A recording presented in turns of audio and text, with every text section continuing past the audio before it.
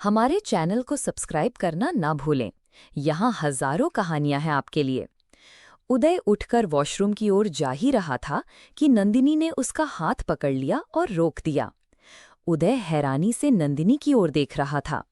नंदिनी उदय के पास आई और उसके चेहरे को अपने हाथों में भरकर दोनों गालों को प्यार से सहलाते हुए उसकी आंखों में आंखें डालकर देखने लगी। कुछ भी कहे बिना वो धीरे से उदय के बिल्कुल करीब गई और अपने होठ उसके होठों के पास ले जाकर मासूमियत और प्यार से अपने होठों को उदय के होठों पर रख दिया। जैसे ही उदय ने नंदिनी के होठों को अपने होठों पर महसूस किया, वो बिल्कुल स्तब्ध रह गया।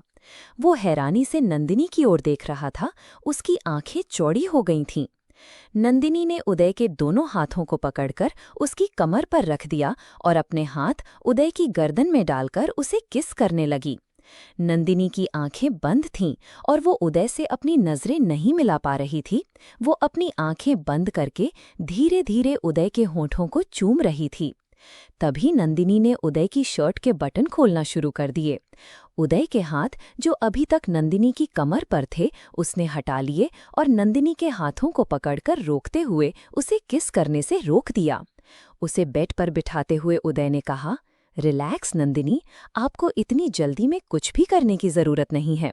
हम जानते हैं आप हमारी बातों से प्रभावित होकर आगे बढ़ रही हैं, लेकिन हम ऐसा नहीं चाहते। हम चाहते हैं कि जब आप पूरी तरह से हमें स्वीकार कर लें और जब आपको सच में हमसे प्यार हो जाए, तब हम आगे बढ़ेंगे। नंदिनी ने उदय की बात सुनकर हैरानी से उसकी ओर देखा और बोली, लेकिन अभी तो आप मेरे करीब आना चाहते थे, हमारे रिश्ते को आगे बढ़ाना चाहते थे, तो फिर अब आप मुझे क्यों रोक रहे हैं? उदय ने नंदिनी के गाल को सहलाते हुए अपना हाथ उसके गाल पर रखा और अपने माथे को उसके माथे से मिलाते हुए धीरे से अपनी नाक को नंदिनी की नाक पर रगड़ते हुए कहा, बेशक हम अपने रिश्ते को आगे बढ़ाना चाहते हैं, लेकिन ऐसे नहीं जब आप खुद ऐसा करना चाहें। हम नहीं चाहते कि आप सिर्फ हमारे कहने से और हमारी खुशी के लिए ये सब करें। हम दोनों के लिए ही ये पल बहुत खूबसूरत होना चाहिए। हम नहीं चाहते कि सिर्फ हमारी वजह से आप खुद को ऐसी स्थिति में डाल दें और फिर बाद में कभी भी आपको इस बात को लेकर पछतावा हो। हम ऐसा नहीं चाहेंगे कि हमारी प्यारी सी पत्नी भविष्य में किसी भी बात को लेकर पछतावा महसूस करे। इतना बोलकर उदय ने प्यार से नंदिनी के माथे को चूम लिया। नंदिनी उसकी बातें सुनकर मुस्कुराने लगी। उदय अपनी जगह से उठकर खड़ा हुआ और कहा, आप सो जाइए, हम वॉशरूम से आते हैं। नंदिनी ने सिर हिलाया और आराम से बेड पर अपनी तरफ मुड़कर लेट गई। उदय वॉशरूम गया। उसमें अपना चेहरा पानी से धोया और शीशे में खुद को देखकर मुस्कुराया। उसने अपने होठों को छूते हुए कहा, आखिरकार आज नंदिनी ने मुझे किस तो किया, मैं बहुत खुश हूँ। उदय अपने होठों को प्यार से छू रहा था। उसे अभी भी नंदिनी के होठ अपने होठों पर महसूस हो रहे थे। वो बहुत खुश लग रहा था, उसका चेहरा चमक रहा था और उस पर ब्लश साफ दिखाई दे रहा था। वहीं नंदिनी बेडरूम में अकेली थी। उसने भी अपने होठों को छूते हुए कहा, उदय को किस करने के बाद मैं इतना तरोताज़ा क्यों महसूस कर रही हूँ? मुझे ऐसा क्यों लग रहा है जैसे मेरे दिल की धड़कन बहुत तेज हो गई है? क्या सच में जिससे हम प्यार करते हैं उसे किस करने के बाद ऐसा ही लगता है? नंदिनी ये सब सोच ही रही थी कि उदय वॉशरूम से बाहर आ गया। उसने देखा कि नंदिनी भी अपने होठों को छूते हुए अपने ही ख्यालों में खोई हुई है। उदय ने मुस्कुराते हुए उसकी ओर देखकर मन ही मन कहा, अच्छा, तो सिर्फ मैं ही किसके बारे में नहीं सोच रहा था, मतलब नंदिनी भी सोच रही है। उदय इतना बोलकर मुस्कुराने लगा। वो बेड के पास आया और अपना गला साफ करते हुए बोला, तो क्या सोच रही है नंदिनी? नंदिनी ने उदय की आवाज सुनते ही अपने होठों से हाथ हटा लिया और सिर हिलाते हुए बोली, नहीं, कुछ नहीं। इतना बोलकर नंदिनी ने कंबल उठाया और उसे अपने ऊपर डाल दिया। उदय भी अपनी तरफ मुड़कर लेट गया और कंबल अपने पैरों पर डाल दिया। नंदिनी उदय की तरफ देखकर मुस्कुराई और उसका हाथ पकड़ते हुए बोली, थैंक यू सो मच उदय, आपने मेरी भावनाओं और मेरे फैसले का सम्मान किया। उदय उसकी बात सुनकर मुस्कुराते हुए बोला, हम तो आपके हर फैसले का सम्मान करते हैं, इसमें कोई दो राय नहीं है। और वैसे भी वो प्यार ही क्या जिसमें सम्मान ना हो।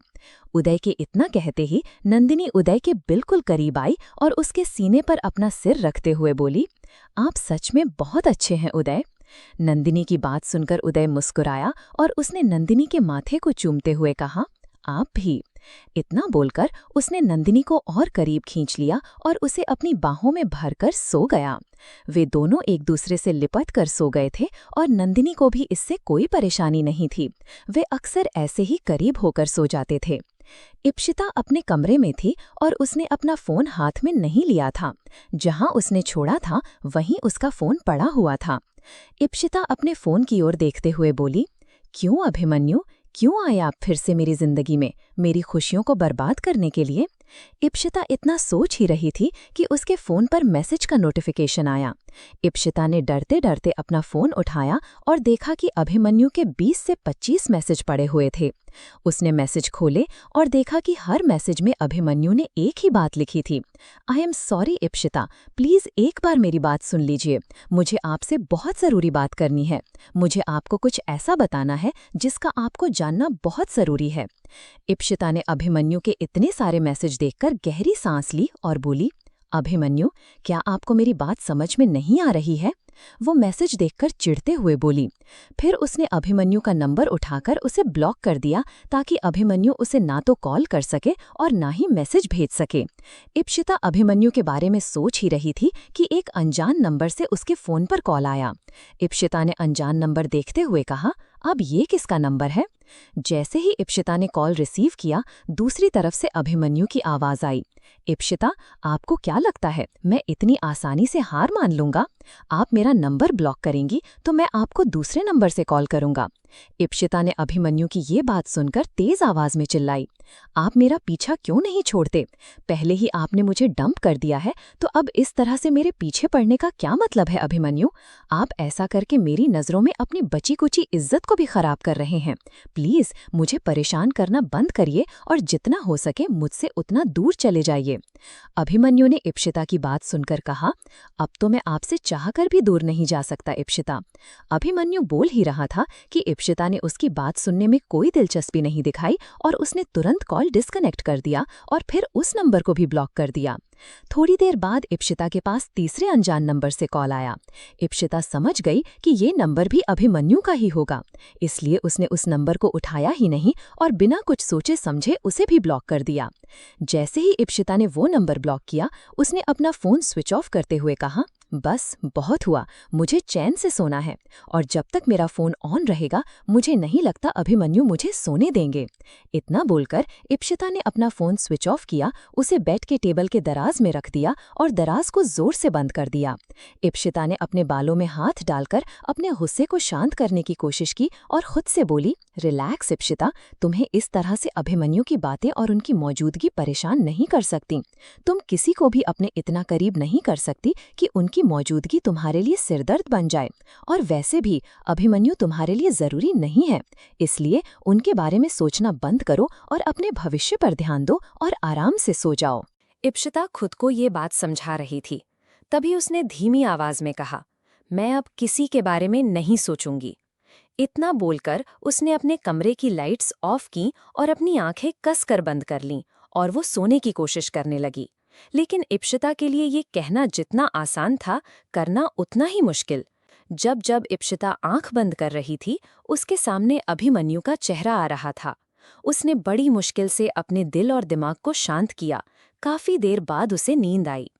अगले दिन सुबह इप्शिता का सिर बहुत भारी लग रहा था क्योंकि वो रात में देर से सोई थी। वहीं उदय और नंदिनी तैयार होकर सीधे नाश्ते की मेज पर आकर बैठ गए थे। नंदिनी ने इधर उधर देखते हुए कहा, इप्शिता कहाँ है? नंदिनी की ये बात सुनकर उदय ने कहा, पता नहीं, हमें भी यहाँ आए 5 मिनट हो गए हैं, लेकिन वो अभी तक कहीं नजर नहीं आई है। नंदिनी ने कहा, कहीं वो अभी तक सो तो नहीं रही, मैं उसे देख कर आती हूँ। इतना बोलकर नंदिनी इप्शिता के कमरे में गई। उसने देखा कि इप्शिता अपना सिर पकड़कर बैठी हुई थी। नंदिनी उसके पास आई और बोली, क्या हुआ इशू, तुम इस तरह अपने सिर पर हाथ रखकर क्यों बैठी हो और तुमने आज उठने में इतनी देर कैसे कर दी? इप्शिता ने घड़ी की ओर देखते हुए कहा, 9:30 बज गए हैं, इतनी देर कैसे हो गए हम? इतना बोलकर इप्शिता उठकर जाने लगी। तभी नंदिनी ने उसका हाथ पकड़ते हुए कहा, तुम्हारे सर में दर्द हो रहा है क्या? इप्शिता ने धीरे से सिर हिलाते हुए कहा, हाँ यार, पता नहीं क्यों सर थोड़ा भारी लग रहा है। नंदिनी ने कहा, अगर तुम्हारी तबीयत ठीक नहीं लग रही है तो तुम आज छुट्टी ले लो। नंदिनी की बात सुनते ही इप्शिता के दिमाग में एक ख्याल आया। उसने थोड़ा सोचने के बाद सिर हिलाते हुए कहा, अरे नहीं, मैं चलूंगी, और वैसे भी हल्का सा सरदर्द है, अभी फ्रेश होंगी तो ठीक हो जाएगा। इतना बोलकर इप्शिता सीधे अपने वॉशरूम में चली गई। नंदिनी उसका ऐसा व्यवहार देखकर अपने मन में बोली, ये इसे क्या हो गया है, ये ऐसा व्यवहार क्यों कर रही है। इप्शिता का ये व्यवहार नंदिनी को काफी अटपटा लगा। वो कंधे उचकाकर उसके कमरे से बाहर निकलते हुए बोली, हो सकता है उसके सर में हल्का दर्द हो रहा हो, चलो पहले नाश्ता कर लेते हैं। इतना बोलकर नंदिनी उसके कमरे से बाहर निकलते हुए बोली, इशू, हम नाश्ते की मेज पर तुम्हारा इंतजार कर रहे हैं, जल्दी से आ जाना। इप्शिता ने वॉशरूम के अंदर से ही कहा, हाँ ठीक है, मैं बस 2 मिनट में आई। इतना बोलकर इप्शिता फटाफट तैयार हुई। ऑफिस के लिए उसने बहुत ही साधारण कपड़े पहने। To be continued. हमारे चैनल को सब्सक्राइब करना ना भूलें, यहाँ हजारों कहानियां हैं आपके लिए। इप्शिता की ये बात नंदिनी को काफी खटकी। उसने अपने कंधे उचकाकर उसके कमरे से बाहर निकलते हुए कहा, हो सकता है उसके सर में हल्का दर्द हो रहा हो, चलो पहले ब्रेकफास्ट कर लेते हैं। नंदिनी उसके कमरे से बाहर निकलते हुए बोली, इशू, हम ब्रेकफास्ट टेबल पर तेरा इंतजार कर रहे हैं, जल्दी से आ जाना। इप्शिता ने वॉशरूम के अंदर से ही कहा, हाँ ठीक है, मैं बस 2 मिनट में आती हूँ। इतना बोलकर इप्शिता फटाफट फ्रेश हुई। ऑफिस के लिए उसने बड़े ही कैजुअल कपड़े पहने। उसने वाइट कलर का फ्लावर प्रिंट वाला एक टॉप पहना जिसकी बैलून आस्तीन थी, और नीचे वाइट कलर की ही एक जीन्स पहनी। उसने अपने बालों को यूं ही खुला रखा और चेहरे पर हल्का मेकअप करके वो सीधे डाइनिंग टेबल पर आकर बैठ गई। उदय ने उसकी तरफ देखते हुए कहा, गुड मॉर्निंग इशी, आज उठने में थोड़ा लेट हो गई। इप्शिता ने मुस्कुराते हुए कहा, गुड मॉर्निंग भाई, हाँ आज शायद मेरी आंख लग गई थी और मैं समय से उठ नहीं पाई। उदय ने हल्की मुस्कुराहट के साथ कहा, इट्स ओके, चलो ब्रेकफास्ट करो, फिर हम साथ में निकलते हैं। इप्शिता ब्रेकफास्ट टेबल पर बैठने जा ही रही थी कि तभी डोरबेल बजी। नंदिनी की माँ ने दरवाजे की तरफ देखते हुए कहा, इतनी सुबह सुबह कौन आया होगा। वो अपनी चेयर से उठने जा ही रही थी कि तभी इप्शिता ने कहा, आंटी आप बैठिए, मैं देखती हूँ। इतना बोलकर इप्शिता सीधे गेट की तरफ ही बढ़ गई, और उसने जैसे ही गेट खोला उसकी आंखें हैरानी से चौड़ी हो गईं। उसने सामने खड़े शख्स की तरफ देखते हुए धीमी आवाज में कहा, आप यहाँ क्या कर रहे हैं अभिमन्यु। वहां दरवाजे पर उसके सामने खड़ा शख्स कोई और नहीं बल्कि अभिमन्यु था। अभिमन्यु ने इप्शिता को सिर से लेकर पांव तक देखा और फिर उसके चेहरे की तरफ देखते हुए बोला, हाँ, हम यहाँ अपनी गलती की माफी मांगने आए हैं और साथ ही ये बताने आए हैं कि हमने उस दिन इतना बड़ा कदम क्यों उठाया था। इप्शिता ने अभिमन्यु की बात सुनकर ना में अपना सिर हिलाते हुए कहा, लेकिन हमें आपकी कोई सफाई नहीं सुननी है, इसलिए प्लीज यहाँ पर कोई ड्रामा क्रिएट मत करिए और जाइए यहाँ से। इप्शिता अभिमन्यु के मुंह पर ही दरवाजा बंद करने जा रही थी कि अभिमन्यु ने अपना हाथ दरवाजे के बीच में लगाते हुए कहा, अब जब हम यहाँ तक आ गए हैं तो अपनी बात कहे बिना तो हम यहाँ से नहीं जाने वाले। इप्शिता ने अभिमन्यु की बात सुनकर उसकी आंखों में आंखें डालकर घूरते हुए कहा, अपना हाथ हटाइए। अभिमन्यु ने ना में अपना सिर हिला दिया। तभी उदय ने इप्शिता की तरफ देखा और तेज आवाज में बोलते हुए पूछा, क्या हुआ इशी, कौन है। इप्शिता ने जैसे ही उदय की आवाज सुनी उसने धीमी आवाज में कहा, कोई नहीं भाई, शायद कोई गलती से यहाँ आ गया है। इतना बोलकर इप्शिता ने अभिमन्यु का हाथ दरवाजे के बीच से हटाया और उसे पीछे की तरफ धकेलने लगी, लेकिन अभिमन्यु अपनी जगह से 1 इंच भी नहीं हिला। इप्शिता ने अपनी आवाज थोड़ी ऊंची करते हुए कहा, हमने आपसे कहा जाइए यहाँ से। जैसे ही इप्शिता ने ये बात कही, नंदिनी और उदय दोनों एक दूसरे की तरफ हैरानी से देखने लगे। तभी उदय अपनी चेयर से उठकर खड़ा हुआ और दरवाजे की तरफ आते हुए बोला, क्या बात है इशी, कौन है। उदय की आवाज सुनकर अभिमन्यु ने दरवाजे पर अपना हाथ रखा और पूरा गेट खोलते हुए कहा, हम हैं। जैसे ही उदय और नंदिनी ने गेट पर अभिमन्यु को वहां दरवाजे पर खड़े देखा, उन दोनों की आंखें हैरानी से चौड़ी हो गईं। नंदिनी अभिमन्यु की तरफ देखकर धीमी आवाज में बोली, जीजू। जैसे ही नंदिनी ने जीजू कहा, उदय अभिमन्यु के करीब आया और उसने इप्शिता का हाथ पकड़कर उसे अपने पीछे कर लिया। इप्शिता उदय के इस प्रोटेक्टिव बिहेवियर को देखकर समझ गई कि अगर अभिमन्यु ने उससे बात करने की जिद की तो शायद उदय उससे लड़ जाएगा। अपने मन में ये सब सोचकर इप्सिता का दिल तेजी से धड़क रहा था। तभी नंदिनी इप्सिता के बगल में आकर खड़ी हो गई। उदय ने गुस्से से अपने दांत पीसते हुए कहा, अभिमन्यु, आप यहाँ क्या कर रहे हैं? उदय को इस तरह गुस्से में देखकर अभिमन्यु ने बड़ी ही शांति से कहा, उदयवीर, हम यहाँ पर इप्सिता से बात करने आए हैं। उदय ने जैसे ही ये बात सुनी, उसने गुस्से में एक कदम आगे बढ़कर अभिमन्यु का कॉलर पकड़ते हुए कहा, हाउ डेयर यू! अभी भी आपके अंदर इतनी हिम्मत है कि आप इशी से बात करने की कोशिश कर रहे हैं? बहुत देर कर दी आपने। बेहतर होगा कि आप अभी के अभी यहाँ से चले जाएं, क्योंकि आपकी यहाँ पर किसी को कोई जरूरत नहीं है और ना ही हमें आपकी कोई बात सुननी है। अभिमन्यु ने ना में अपना सिर हिलाते हुए कहा, हम जानते हैं उदयवीर, आपका मुझ पर इस तरह गुस्सा करना जायज है, लेकिन एक बार हमारी बात तो सुन लीजिए। उदय ने तेज आवाज में चिल्लाते हुए कहा, नहीं सुननी हमें आपकी कोई भी बात। हमारी इप्सिता की लाइफ से चले जाइए और आइंदा कभी हमें अपनी शक्ल मत दिखाइएगा। इतना बोलकर उदय ने अभिमन्यु को पीछे पुश किया और उसे अपने अपार्टमेंट के दरवाजे से बाहर धकेलने लगा।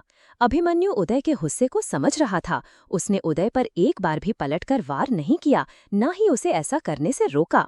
अभिमन्यु ने बहुत ही शांत आवाज में कहा, उदय, हम जानते हैं हमने बहुत बड़ी गलती की। हमें इप्सिता को मंडप में छोड़कर नहीं जाना चाहिए था, लेकिन क्या आप जानना नहीं चाहेंगे कि हमने इतना बड़ा कदम क्यों उठाया? उदय अभिमन्यु की ये बात सुनकर एक पल के लिए रुका और अभिमन्यु ने एक गहरी सांस लेते हुए कहा, बस एक बार आप सब हमारी बात सुन लीजिए। हम आप सबको पूरी सच्चाई बता देंगे कि हमने ऐसा क्यों किया है। इसके पीछे बहुत ही बड़ा रीजन है। उदय उसकी बात सुनकर बिल्कुल शांति से उसकी तरफ देख रहा था।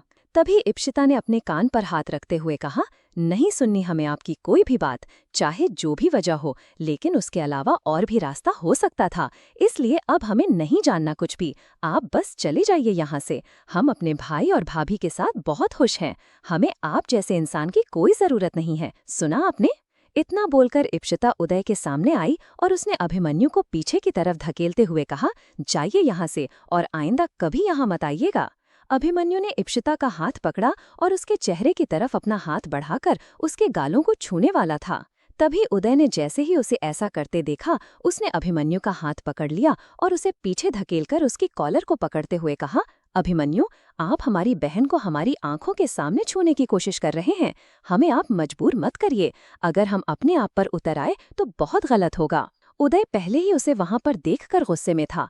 उस पर से इप्सिता को ऐसे देखकर और अभिमन्यु का जिद्दी बर्ताव उसका गुस्सा और भी बढ़ा रहा था। उसकी ये बात सुनकर अभिमन्यु ने कहा, उदय, आप बहुत समझदार हैं। हम आपको बहुत अच्छी तरह से जानते हैं, लेकिन हम भी अपनी बात कहे बगैर यहाँ से जाने वाले नहीं हैं। और वैसे भी इप्सिता हमारी होने वाली पत्नी है, तो हम ऐसा कुछ भी गलत। अभिमन्यु अपनी बात पूरी कर पाता उससे पहले ही उदय बीच में बोल पड़ा, होने वाली पत्नी है? नहीं थी। आप मंडप में छोड़कर चले गए थे, याद होगा आपको। इतनी भी पुरानी बात नहीं है, अभी सिर्फ 6 महीने ही हुए हैं। उदय ने बहुत ही कड़वाहट से ये बात कही और उसी तरह अभिमन्यु की तरफ देख रहा था। अभिमन्यु को और कोई शब्द नहीं मिले तो उसने अपना सिर नीचे झुका लिया और धीरे से धीमी आवाज में बोला, हाँ, सब याद है हमें और वही सब ठीक करना चाहते हैं हम। हमें बस एक मौका चाहिए अपनी बात रखने का। उदय ने जब देखा कि अभिमन्यु जबरदस्ती जिद कर रहा है तो उसने नंदिनी की तरफ देखते हुए कहा, नंदिनी, आप इशी को अंदर ले जाइए। इतना बोलकर उदय ने नंदिनी की तरफ देखा। नंदिनी तुरंत आगे बढ़ी। उसने इप्सिता का हाथ पकड़ा और अभिमन्यु की तरफ देखते हुए कहा, आपने बहुत गलत किया है जीजू। मुझे नहीं लगता कि आपका अब इशू पर कोई भी हक बनता है। आपका यहाँ से चले जाना ही ठीक होगा। अभिमन्यु ने नंदिनी की तरफ देखकर कहा, बेशक हम यहाँ से चले जाएंगे, लेकिन उससे पहले आप सबको हमारी बात सुननी होगी। आपको समझ नहीं आता है क्या? उस दिन बहुत कुछ गलत हो सकता था, जिसे रोकने के लिए हमें ऐसा करना पड़ा। उदय ने गुस्से से अभिमन्यु का कॉलर पकड़ा। वो उसे मारने के लिए अपना हाथ आगे बढ़ाने ही वाला था। उसने तेज आवाज में चिल्लाते हुए कहा, अभिमन्यु, बस बहुत हुआ। अभी यहाँ से चले जाइए, वरना हम आप पर हाथ उठा देंगे। नंदिनी अभिमन्यु और उदय को लड़ते हुए नहीं देखना चाहती थी। नंदिनी ने जल्दी से इप्सिता का हाथ छोड़ा और वो उदय के पास आकर उसका हाथ पकड़ते हुए बोली, उदय, आप ये क्या कर रहे हैं? रुकिए। इप्सिता ने जब उदय को इस तरह अभिमन्यु पर हाथ उठाते हुए देखा तो उसका दिल तेजी से धड़कने लगा। वो काफी डर गई थी। वो तुरंत ही भागकर अभिमन्यु के पास आ गई और उसका हाथ पकड़कर उसे घर से बाहर लाते हुए कहा, ठीक है, आपको हमसे बात करनी है ना, हम आपसे बात करेंगे, लेकिन आप अभी यहाँ से चले जाइए। हम नहीं चाहते कि उदय भाई और आपके बीच में कोई भी हाथापाई हो, इसलिए प्लीज अभिमन्यु। अभिमन्यु इप्शिता की आंखों में देख रहा था। उसकी आंखों में आंसू भरे हुए थे। उसने जैसे ही ये बात सुनी, उसने इप्शिता का हाथ पकड़ते हुए कहा, प्रॉमिस करिए कि आप अपनी बात से मुकरेंगी नहीं। इप्शिता ने धीरे से अपना सिर हिलाते हुए कहा, हाँ ठीक है, हम आपसे बात करेंगे और आपको जहाँ मिलना होगा हम खुद आपको मैसेज करके बता देंगे, बस अभी आप यहाँ से जाइए। अभिमन्यु ने जैसे ही इप्शिता की बात सुनी, उसने इप्शिता की आंखों में आंखें डालकर देखते हुए कहा, ठीक है, अभी तो हम जा रहे हैं इप्शिता, लेकिन अगर आप हमसे मिलने नहीं आई तो हम फिर से दोबारा यहाँ आएंगे। जैसे ही अभिमन्यु के मुंह से ये बात निकली, इप्शिता ने तुरंत ना में अपना सिर हिलाते हुए कहा, नहीं, आपको यहाँ दोबारा आने की जरूरत नहीं पड़ेगी। अगर हमने कहा है कि हम आपसे मिलेंगे तो हम मिलेंगे। अभिमन्यु ने इप्शिता की तरफ देखा। वो जितने कॉन्फिडेंस से ये बात बोल रही थी, उसे देखकर अभिमन्यु समझ गया था कि इप्शिता उससे मिलने जरूर आएगी। इसलिए भले ही उस वक्त वो वहां से जाना तो नहीं चाहता था, लेकिन फिर भी इप्शिता की बात मानकर वो चुपचाप वहां से चला गया। तभी इप्शिता जल्दी से घर के अंदर आई। उसने देखा कि उदय काफी ज्यादा गुस्से में था। नंदिनी उसे समझाने की कोशिश कर रही थी। इप्शिता उदय के पास आई और उसका हाथ पकड़ते हुए कहा, भाई, अभिमन्यु चले गए हैं, प्लीज आप शांत हो जाइए। आपको इस तरह उनके साथ हाथापाई करने की जरूरत नहीं थी। इतना बोलकर इप्शिता उदय की तरफ देखने लगी। तभी उदय ने उसे सोफे पर आराम से बिठाते हुए कहा, इप्शिता, मैं जानता हूँ तुम अभिमन्यु को अपनी जिंदगी में दोबारा नहीं चाहती हो। तुम इस बात को लेकर बिल्कुल भी परेशान मत हो। मैं तुम्हारे साथ हूँ और मेरे होते हुए वो तुम्हारा कुछ भी नहीं बिगाड़ पाएगा। इप्शिता ने उदय की बात सुनी और धीरे से अपना सिर हिलाते हुए कहा, भाई, आप प्लीज अभिमन्यु को लेकर ज्यादा कुछ मत सोचिए। वैसे भी हम उदयपुर छोड़कर इसीलिए यहाँ पर आए थे, ताकि हम इन सारी लड़ाई झगड़ों से दूर रह सकें। अगर यहाँ रहकर भी हमारे सामने बार बार इस तरह के लड़ाई झगड़े होंगे तो हमें नहीं लगता कि हमारा यहाँ पर आने का फैसला सही साबित होगा। इसलिए प्लीज आप खुद को शांत रखिए और जितना ज्यादा हो सके इस लड़ाई झगड़े से दूर रहिए। हमारे चैनल को सब्सक्राइब करना ना भूलें। यहाँ हजारों कहानियां हैं आपके लिए। इप्शिता ने उदय की बात सुनी और धीरे से अपना सिर हिलाते हुए कहा, भाई, आप प्लीज अभिमन्यु को लेकर ज्यादा कुछ मत सोचिए। वैसे भी हम उदयपुर छोड़कर इसीलिए यहाँ पर आए थे, ताकि हम इन सारी लड़ाई झगड़ों से दूर रह सकें। अगर यहाँ रहकर भी हमारे सामने बार बार इस तरह के लड़ाई झगड़े होंगे तो हमें नहीं लगता कि हमारा यहाँ पर आना का फैसला सही साबित होगा। इसलिए प्लीज आप खुद को शांत रखिए और जितना ज्यादा हो सके इस लड़ाई झगड़े से दूर रहिए। उदय ने नंदिनी की तरफ देखा। तभी नंदिनी इप्शिता के पास आकर बैठ गई। इप्शिता उदय से बात करने के बाद बिल्कुल चुप हो गई थी। वो भी अभिमन्यु के बारे में ही सोच रही थी। नंदिनी ने उसकी फिक्र करते हुए पूछा, इप्शिता, तुम ठीक हो ना? इप्शिता ने नंदिनी की तरफ देखकर कहा, हम ठीक हैं, बस हमारे सिर में थोड़ा दर्द हो रहा है। नंदिनी, आज तुम अकेली स्टूडियो चली जाओ। अगर अथर्व सर मेरे बारे में पूछें तो तुम बता देना कि मेरी तबीयत कुछ ठीक नहीं है। नंदिनी ने जैसे ही इप्शिता के मुंह से ये बात सुनी, इप्शिता को देखकर समझ गई कि वो अभिमन्यु की वजह से ही परेशान हो रही है। नंदिनी ने कहा, इप्शिता, अगर तुम चाहो तो मैं भी तुम्हारे साथ यहाँ रुक सकती हूँ। इतना बोलकर नंदिनी इप्शिता के बगल में बैठ गई। उसने नंदिनी की तरफ देखकर जबरदस्ती मुस्कुराते हुए कहा, नहीं, हम ठीक हैं, तुम्हें हमारे लिए परेशान होने की जरूरत नहीं है। उदय भाई, आप भी अपने ऑफिस जाइए, हम आज घर पर ही रहेंगे, हमें थोड़ी देर अकेले रहना है। उदय ने उसकी बात सुनकर इप्शिता को समझाते हुए कहा, इप्शिता, मैं तुम्हारे हर फैसले में हमेशा तुम्हारे साथ रहा हूँ और आगे भी मैं तुम्हारे साथ ही रहूंगा। इसलिए तुम किसी भी बात को लेकर टेंशन मत लेना। वैसे भी अब हमें किसी से भी डरने की कोई जरूरत नहीं है।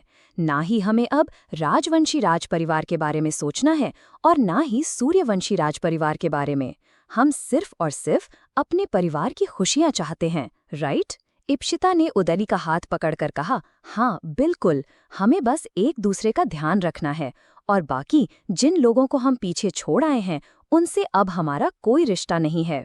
उदय ने भी उसकी बात मानते हुए कहा, हाँ, और अभिमन्यु से भी हमारा कोई रिश्ता नहीं है और ना ही फ्यूचर में तुम्हारा उनसे कोई रिश्ता होगा, इसलिए तुम्हें उसके बारे में ज्यादा कुछ सोचने की जरूरत नहीं है।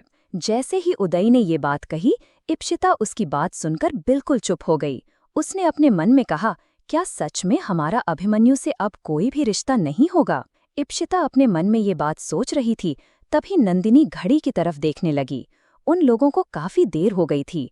वे दोनों ही इप्शिता के लिए थोड़ा परेशान भी हो रहे थे।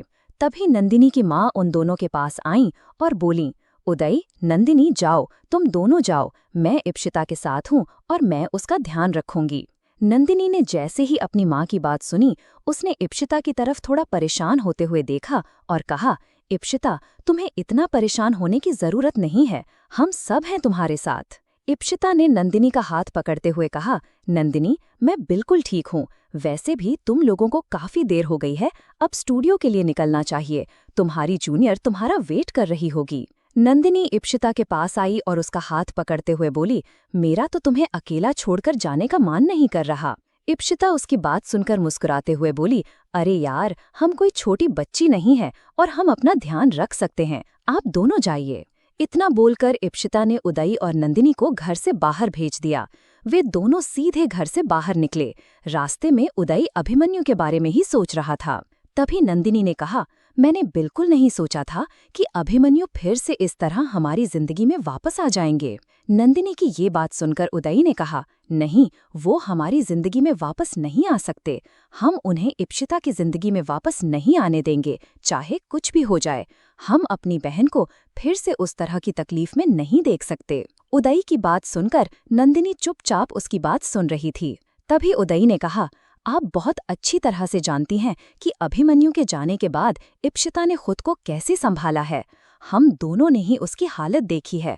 उसके बाद भी आप ये बात कैसे बोल सकती हैं? हम चाहकर भी अब अभिमन्यु को इप्शिता की जिंदगी में वापस नहीं आने दे सकते। अभिमन्यु को हम जैसा समझते थे वो वैसे बिल्कुल भी नहीं है। उन्होंने अपने फायदे के लिए हमारी बहन का दिल दुखाया। क्या समझते हैं वे कि वे इस तरह से हमारी बहन को तकलीफ देने के बाद फिर से उसकी जिंदगी में वापस आएंगे और हम ऐसा होने देंगे? बिल्कुल भी नहीं। उदय इतना बोलते हुए काफी गुस्से में था। तभी नंदिनी ने उदय का हाथ कसकर पकड़ते हुए उसे समझाते हुए कहा, मैं भी अब ऐसा ही चाहती हूँ कि अभिमन्यु इप्शिता की जिंदगी में वापस ना आए।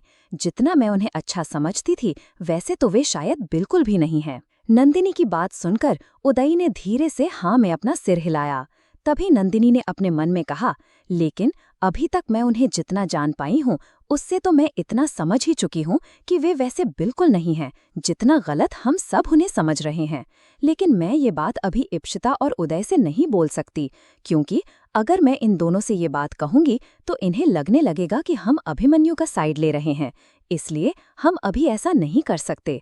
उदय बहुत गुस्से में है क्योंकि वो इशू को लेकर प्रोटेक्टिव है और हम अभी उन्हें और गुस्सा नहीं दिलाना चाहते। नंदिनी इतना बोलकर चुप हो गई और वो अपनी कार से सीधे स्टूडियो की तरफ निकल गई और उदय अपने ऑफिस के लिए। इधर इप्शिता अपने कमरे में अपना सिर पकड़कर बैठी हुई थी। उसे समझ में नहीं आ रहा था कि वो क्या करे और क्या नहीं। उसने अभिमन्यु को उस समय यहाँ से जाने के लिए कहा था। वो जानती थी कि अगर वो अभिमन्यु से ये बात ना कहती कि वो उससे मिलने आएगी तो शायद अभिमन्यु यहाँ से ना जाता। इप्शिता ने अपना सिर पकड़ते हुए कहा, हे भगवान, ये हमने क्या कर दिया? हमने कह तो दिया अभिमन्यु से कि हम उनसे मिलेंगे, लेकिन क्या हमें उनसे मिलना चाहिए? क्या ऐसा करना सही होगा? इतना सोचकर वो काफी परेशान हो रही थी। उसने अपने सिर पर हाथ रख लिया। वो अभिमन्यु के चेहरे को याद कर रही थी। जिस तरह से अभी अभिमन्यु उससे बात करने के लिए रिक्वेस्ट कर रहा था, उसे देखकर इप्शिता ने अपने मन में कहा, आखिर ऐसी कौन सी बात है कि अभिमन्यु हमसे इतना बात करने के लिए इतनी रिक्वेस्ट कर रहे थे? क्या वो हमें सफाई देकर हमसे माफी मांगना चाहते हैं? इप्शिता के दिमाग में जैसे ही ये बात आई, उसने तुरंत उठते हुए कहा, चाहे अभिमन्यु कितनी भी सफाई पेश करें, वो हमसे चाहे कितनी ही माफी क्यों ना मांगे, हम उन्हें माफ नहीं करेंगे। इतना सोचकर इप्शिता अपने फोन की तरफ देखने लगी और कहा, लेकिन उन्हें माफ करना या ना करना वो तो बात की बात है, हमें उनसे मिलना तो होगा ही। अब हमने उनसे जब वादा कर दिया है तो उनसे मिलने तो जाना ही पड़ेगा। इतना बोलकर इप्शिता ने अपना मोबाइल फोन उठाया और अभिमन्यु के नंबर को अनब्लॉक करते हुए सोचा, कॉल करें या फिर मैसेज। इप्शिता यही सोच रही थी, तभी उसने एक रेस्टोरेंट की लोकेशन अभिमन्यु के नंबर पर भेजी और नीचे एक छोटा सा मैसेज लिखा, शाम को 4 बजे इस रेस्टोरेंट में मिलेंगे। इप्शिता ने जैसे ही मैसेज भेजा, तुरंत 2 मिनट बाद अभिमन्यु ने इप्शिता के नंबर पर कॉल कर दिया। इप्शिता ने जैसे ही अभिमन्यु का नंबर देखा, उसने गहरी सांस लेते हुए कहा, अभिमन्यु, अब हमें कॉल क्यों कर रहे हैं? इतना बोलकर उसने कॉल पिकअप करते हुए कहा, क्या बात है, हमने आपको मैसेज किया, उसके बाद भी आप हमें कॉल क्यों कर रहे हैं? अभिमन्यु ने कहा, वो हमने इसलिए कॉल किया क्योंकि हमें आपसे कुछ कंफर्म करना था। इप्शिता ने उसकी बात सुनकर कहा, क्या कंफर्म करना है आपको? अभिमन्यु ने तुरंत उसकी बात का जवाब देते हुए कहा, असल में हम आपसे सिर्फ बात करना चाहते हैं, इसलिए हम चाहते हैं कि आप हमसे मिलने अकेले आएं, नंदिनी या उदय को लेकर नहीं। इप्शिता ने उसकी ये बात सुनकर अपने मन में कहा, हाँ, वैसे भी हम अकेले ही आएंगे, क्योंकि हम नंदिनी और भाई को परेशान नहीं करना चाहते। वो अपने मन में ये बात बोल ही रही थी, तभी उसने कहा, ठीक है, हम अकेले ही आएंगे। अभिमन्यु, हमारी बात ध्यान से सुनिए। अगर हम 4 बजे वहां पहुंचे और आप वहां पर हमें नहीं मिले, तो हम 5 मिनट से ज्यादा आपका इंतजार नहीं करेंगे। अभिमन्यु ने इप्शिता की ये बात सुनकर बड़े प्यार से कहा, आपको इंतजार करने की जरूरत ही नहीं पड़ेगी, हम पहले से ही वहां पर होंगे जब आप वहां पहुंचेंगी, क्योंकि हम आपसे बात करने के लिए कितने बेचैन हैं, आप नहीं समझ सकती। इप्शिता ने अभिमन्यु की ये बात सुनी, लेकिन उसने बिना कुछ जवाब दिए कॉल डिस्कनेक्ट कर दिया। इप्शिता अभिमन्यु की कोई भी बात नहीं सुनना चाहती थी। वो चुपचाप अपने बिस्तर पर बैठ गई। इप्शिता का सिर काफी ज्यादा दर्द कर रहा था। तभी नंदिनी की माँ इप्शिता के कमरे में आई। उन्होंने दरवाजा नॉक किया और देखा कि इप्शिता अपने सिर पर हाथ रखकर बैठी हुई थी। जैसे ही इप्शिता ने दरवाजे की तरफ देखा, उसने कहा, अरे आंटी, आप आइए अंदर। वो अंदर आईं और उन्होंने इप्शिता के बगल में बैठते हुए कहा, इप्शिता बेटा, मैं जानती हूँ तुम्हारे लिए ये सब काफी ज्यादा मुश्किल है, लेकिन तुम अगर इस तरह से ये सारी बातें सोचकर परेशान होगी तो तुम्हारी तबीयत खराब हो जाएगी। इप्शिता ने कहा, कुछ नहीं होगा, मैं बिल्कुल ठीक हूँ। वैसे आपको मुझसे कुछ काम था क्या?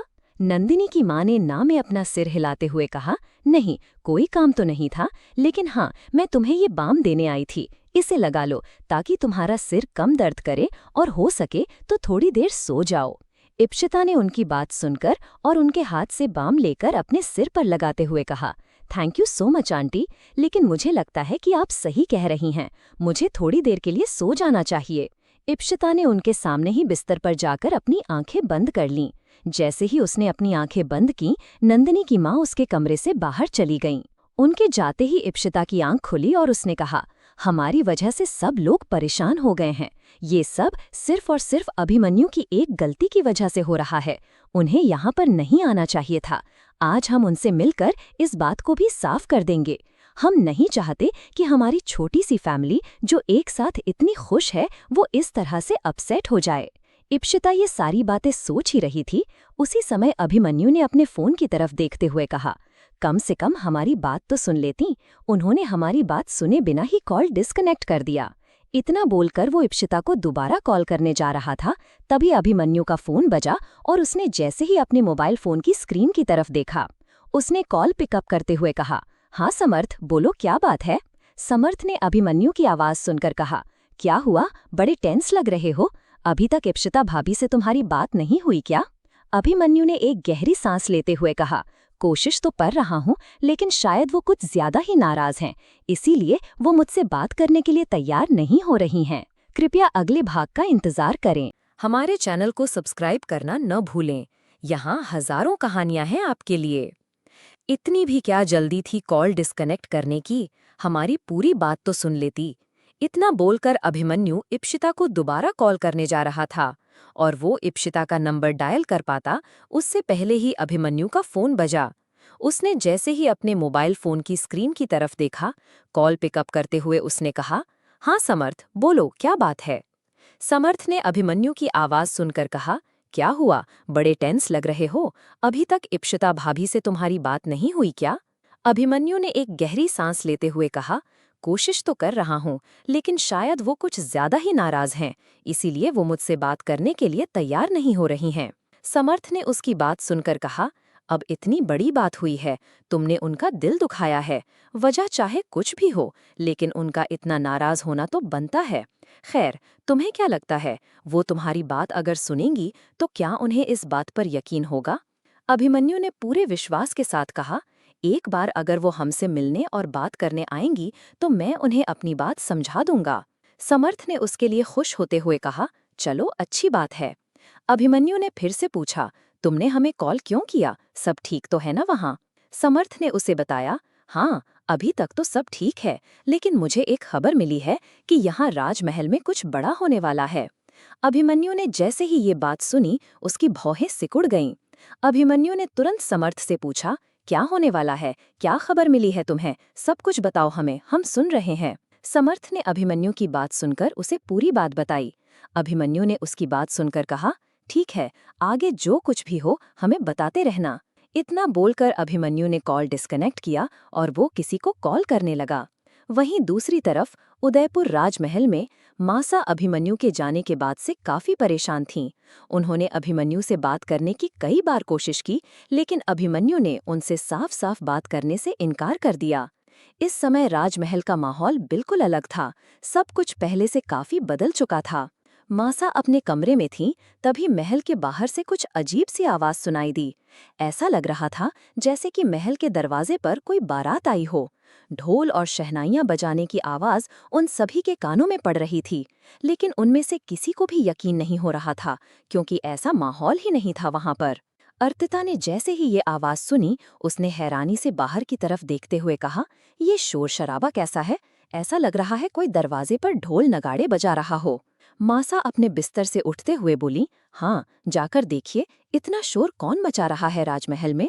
मासा उठने ही जा रही थीं, तभी अर्पिता ने उन्हें रोकते हुए कहा, मासा, आप रुकिए, हम देखते हैं। इतना बोलकर अर्पिता कमरे से बाहर निकली और महल के आंगन में बने बड़े से छज्जे पर जाकर बाहर की तरफ देखा। सामने नरेंद्र खड़े थे और वहां पर महल के आसपास कई सारे मीडिया रिपोर्टर्स और महल के साथ साथ आसपास के भी बाकी लोग मौजूद थे। महल के सामने बहुत सारे लोगों की भीड़ लगी हुई थी और नरेंद्र के दोनों तरफ खड़े हुए दो नौकर बड़ा सा ढोल नगाड़े बजा रहे थे। अर्पिता ये सब देखकर बड़ी हैरानी से बोली, ये सब क्या हो रहा है? जैसे ही ढोल और नगाड़े की आवाज हुई, मासा भी अपने कमरे से बाहर निकल कर आईं और बालकनी में आकर खड़ी हो गईं। उन्होंने जैसे ही नरेंद्र को देखा, वो काफी खुश लग रहे थे। उन्होंने अपने सामने खड़े मीडिया रिपोर्टर्स की तरफ देखते हुए कहा, हमने आप सबको यहाँ एक बहुत बड़ी अनाउंसमेंट करने के लिए बुलाया है। राजमहल में अब एक राजा की जरूरत है। हम सब ये बात बहुत अच्छी तरह से जानते हैं कि राजमहल में किसी राजा का ना होना कितनी बड़ी बात होती है। कुंवरसा जो राजा बनने वाले थे, वो इस राजगद्दी के लायक भी नहीं हैं, क्योंकि उन्होंने ना ही शादी की और ना ही वो इस समय राजमहल में अपनी जिम्मेदारियां निभा रहे हैं।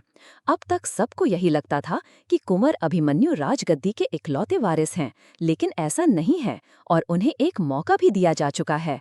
और हम सबको पता चल गया है कि जब कुंवरसा अभिमन्यु इस राजगद्दी को संभालने के लायक नहीं है, तो अब समय आ गया है कि इस राजमहल का बड़ा बेटा राजगद्दी को संभाले।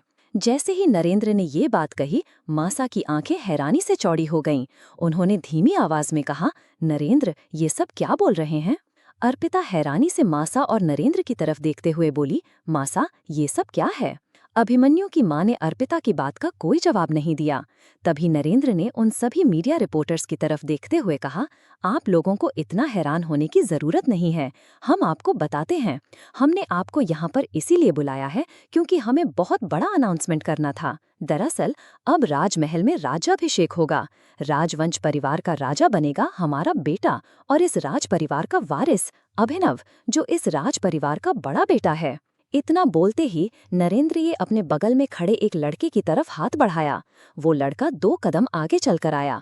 उसके चेहरे पर बड़ी सी मुस्कुराहट थी। उसने महंगे सनग्लासेस लगा रखे थे और शर्ट के ऊपर महंगी ब्राउन कलर की लेदर जैकेट पहन रखी थी। जीन्स के साथ उसके मैचिंग शूज भी काफी जच रहे थे। उसका पूरा हुलिया किसी अमीर बाप की औलाद की तरह लग रहा था। उसे देखकर वहां मौजूद सभी लोग हैरान हो गए। जितने भी रिपोर्टर्स वहां मौजूद थे, वे सब उसकी फोटो क्लिक करते हुए बोले, मिस्टर नरेंद्र राजवंशी, क्या ये आपके बेटे हैं? नरेंद्र ने हाँ में सिर हिलाते हुए कहा, ये हमारी दोनों बेटियों से बड़ा है और इसका नाम अभिनव राजवंशी है।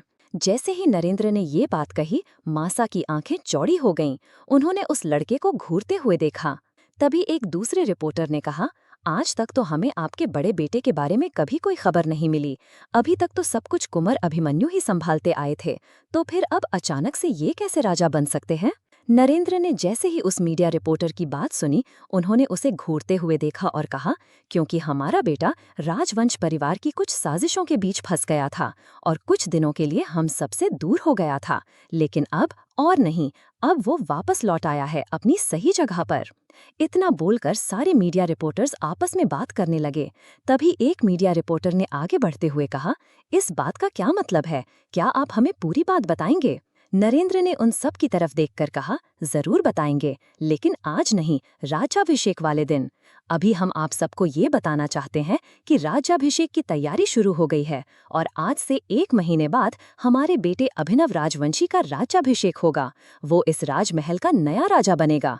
अब हमें किसी से और कोई बात नहीं करनी है। इतना बोलकर नरेंद्र ने अभिनव का हाथ पकड़ा और उसे लेकर सीधे महल के अंदर आ गया।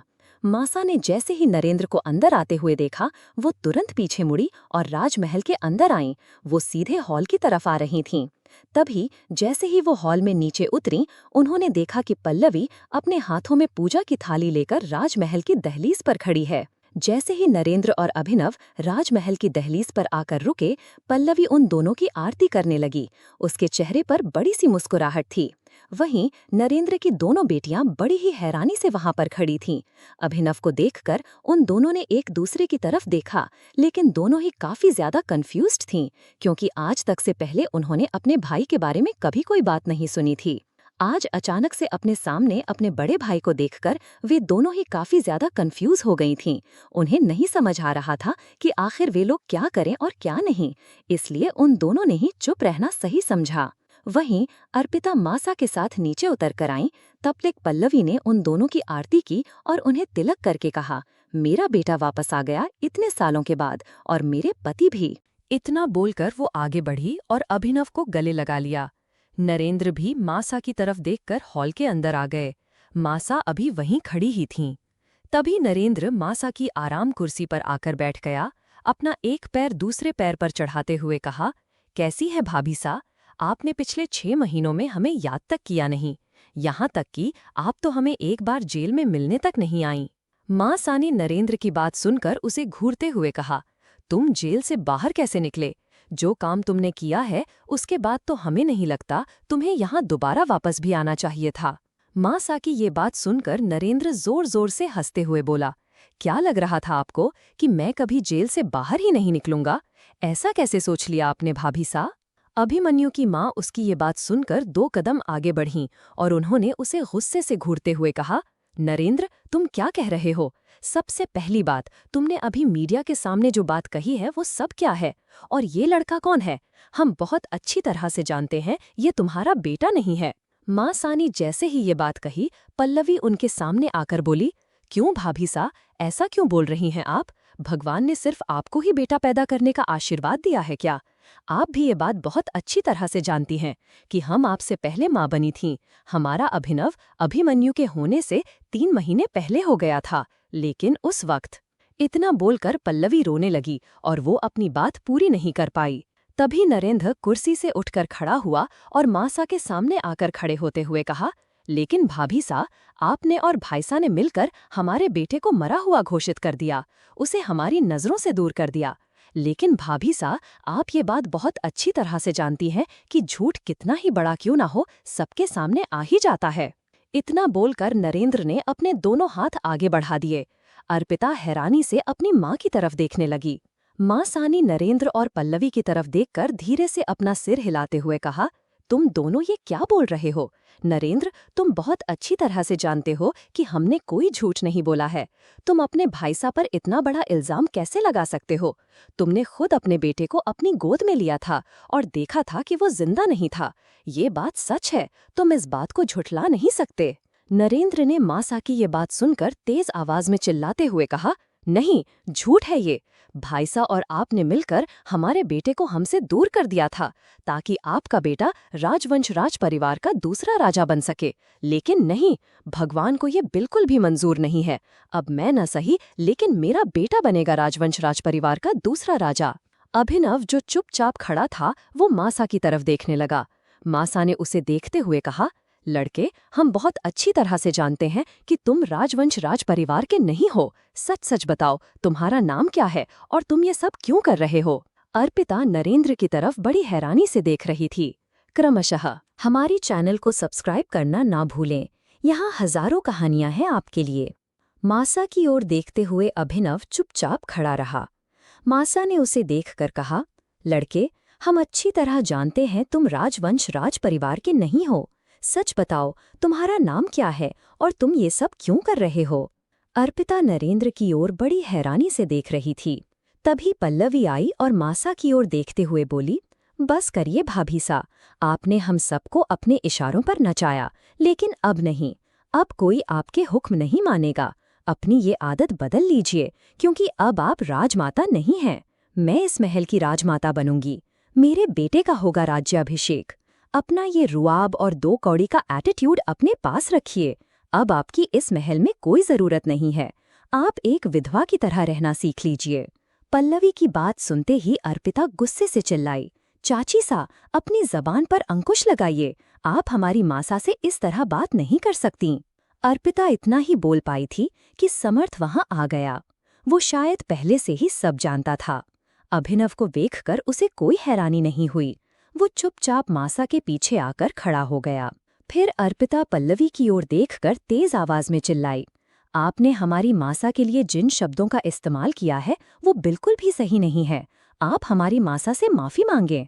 पल्लवी ने अर्पिता को घूरते हुए कहा, चुप रहो, तुम्हें कोई हक नहीं कि तुम मुझसे इस तरह बात करो। इस घर की बेटी हो, अपनी औकात मत भूलो। तुम्हें राजवंश राज परिवार में क्या चल रहा है, इसके बारे में कुछ भी बोलने का हक नहीं है। तुम्हारी शादी हो चुकी है, अब तुम अपने मायके के मामलों में ना बोलो तो अच्छा होगा।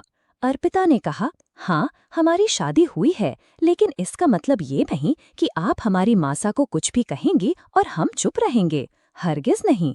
चाची सा, ये मत भूलिए कि ये घर जितना आपका है उतना ही हमारा भी है। हम इस घर की बेटी हैं और घर के हर मामले में बोल सकती हैं। पल्लवी उसे घूर रही थी। तभी नरेंद्र आगे आया और अर्पिता को घूरते हुए बोला, नहीं अर्पिता, तुम इस घर की बेटी हो, ये बात सही है, लेकिन इस तरह से तुम यहाँ के मामलों में बोलोगी, ये सही नहीं है। और तुम्हें अब कुछ भी बोलने का हक नहीं है। जो लड़की अपना ससुराल छोड़कर पिछले 5 महीने से अपने मायके में पड़ी है, उसे कुछ भी नहीं बोलना चाहिए। शुक्र मनाओ कि हमने तुम्हें यहाँ रहने दिया है। अपना मुंह और जबान बंद रखो। अगर हमने तुम्हें यहाँ से जाने को कहा तो तुम्हारे पास मुंह छुपाने के लिए भी जगह नहीं होगी। तुम्हारे ससुराल वालों ने तो तुम्हें तुम्हारे ससुराल से पूरी तरह निकाल ही दिया है। अर्पिता उदास हो गई। उसकी आंखों में आंसू आ गए। समर्थ ने कहा, आप लोग इस तरह से अर्पिता से बात नहीं कर सकते। यहाँ राजमहल की बात हो रही है तो अर्पिता की पर्सनल लाइफ को लाने की क्या जरूरत है? बेहतर होगा कि आप सब इन सारी चीजों को यहीं छोड़ दें। हम सब जानते हैं कि अभिमन्यु ने राजवंशी परिवार की सारी जिम्मेदारियों को बहुत अच्छी तरह से निभाया है और सिर्फ वही राजा बनने के लायक है, ये लड़का नहीं। पल्लवी ने समर्थ को घूरते हुए कहा, तुम्हारी हिम्मत कैसे हुई मेरे बेटे को ये लड़का बोलने की? वो इस घर का बड़ा बेटा है। तुम इस घर के कुछ भी नहीं लगते। तुम्हारा ना हमसे कोई रिश्ता है और ना हमारे राज परिवार से।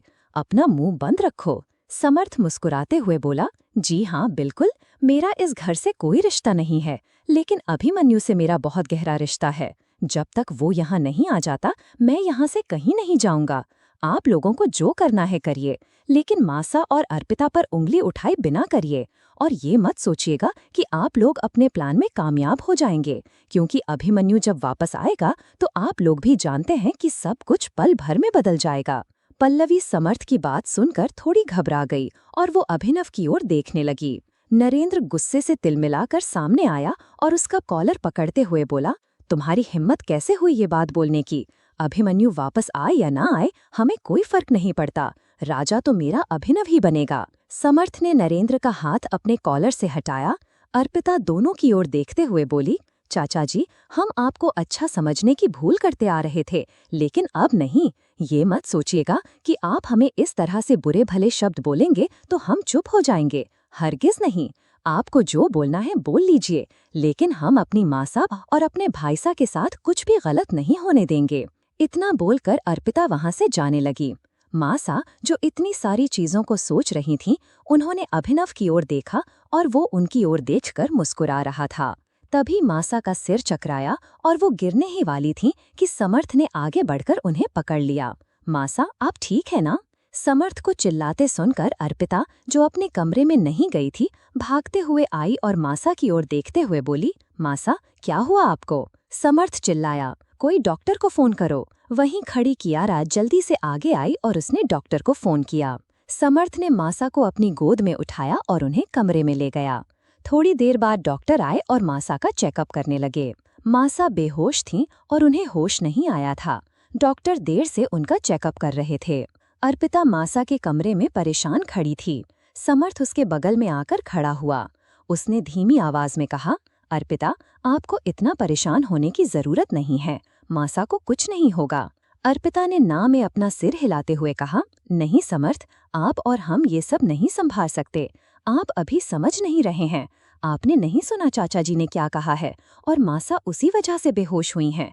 अगर मासा को कुछ हो गया तो हम क्या करेंगे? अर्पिता काफी परेशान हो रही थी। समर्थ ने उसके कंधे पर हाथ रखा और अर्पिता समर्थ की आंखों में आंखें डालकर देखने लगी। उसे परेशान देखकर समर्थ ने कहा, अगर आप ही इस तरह से परेशान होगी तो फिर मासा को कौन देखेगा? अभी अभिमन्यु यहाँ नहीं है तो आपको ही मासा का ख्याल रखना है। मेरी बात समझ रही है ना अर्पिता? अर्पिता ने धीरे से अपना सिर हिलाया और वो अपने कंधे की ओर देखने लगी। समर्थ ने तुरंत अपना हाथ उसके कंधे से हटा लिया।